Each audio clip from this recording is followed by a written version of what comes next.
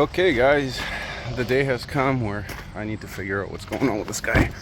So right now I am just putting its IPR back in there. You can see that open hole back there behind the turbo.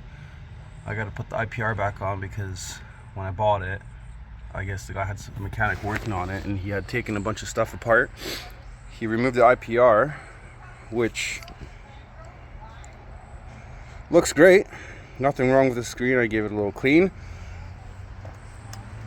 So I'm going to pop that guy back in there, and then I'm going to pull this valve cover, check the dummy plugs and standpipes, because that's a very good possibility, and I'm hoping that's what it is with this truck, and then she'll just fire up. But follow along and we'll go through her and see what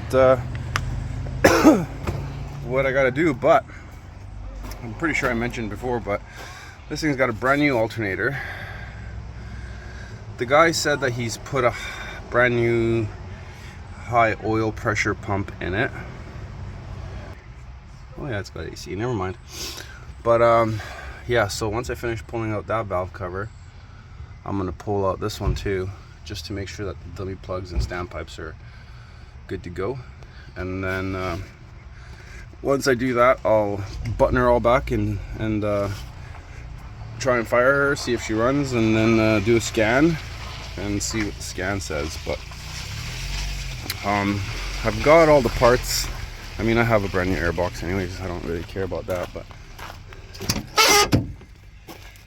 I got the airbox for it there and there. So I'm not really too worried about a head gasket, because this is the coolant that came out of it, and if it was a head gasket, I'm pretty sure the coolant would be milky at the least. So oils needs an oil change for sure, because the oil's pretty dirty.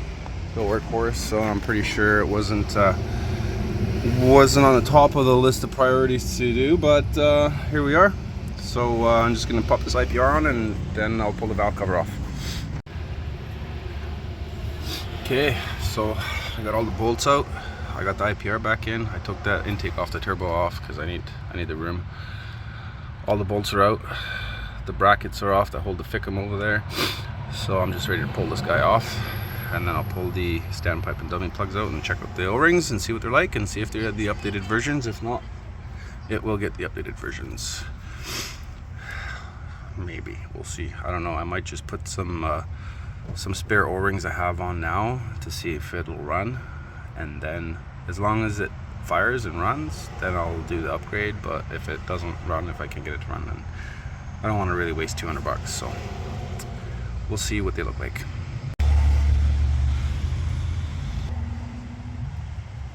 Okay, valve cover's off. I'm just pulling out the dummy plug, and then I'll do the standpipe. Let's see what she looks like.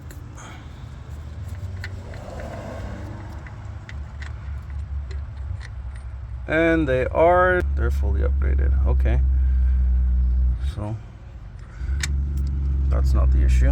Okay, so I don't think these are the issue, because those, see, there's a Teflon ring at the bottom there, which is good, and the O-ring looks pretty decent. Yep, it looks pretty decent. So I'll check the standpipe too, but I doubt this is the problem, so I'll throw it back together and see if it'll start. Okay guys, see, this is exactly what I'm talking about. So there's a Teflon ring back up to this one, not there though, which my other one did. So there's only a Teflon seal there and not one there. So it looks like the O-ring was replaced.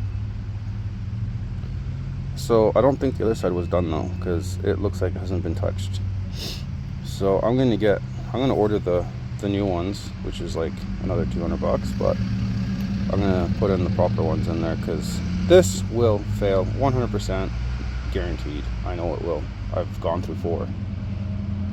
So I'm gonna try and pull the standpipe out too, and I'm gonna order a new set of these. Okay, well, I got her back together for the time being, because I just want to see some things on this before I actually commit to spending any more money. So I know it needs dummy plugs and standpipes because it has a weird update, same as issues I had before, but I don't think anybody's done anything on the passenger side, so maybe this side's the one that's toast. But yeah, I just want to get it back together on it, check a few things, and hopefully she runs. So I'm gonna do that tomorrow. I don't have my scanner with me, so I want to wait till I have my scanner to fire it up. But tomorrow will come in just a second for you guys, and then we'll see what this thing does. Okay, well, I hooked up the battery because I wanted to see what was going on here. So it's got an airbag fault, so obviously it's got the same issue as mine did with the clock spring. That's bad. I don't have my scanner, so I will scan it. But yes, the e-brake's on. But the most important one is it has 317,000 kilometers. So that's not terrible. The guy said it had 280. So he lied a little, but whatever. It is what it is. The cool thing, it's got a switch and a gauge for airbags, but it has no airbags. I took the auxiliary buttons out because I'm going to put that in my truck. And so yeah, so far looking decent.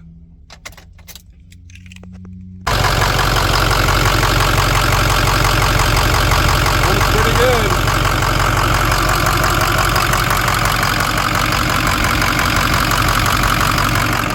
Show you the exhaust as well.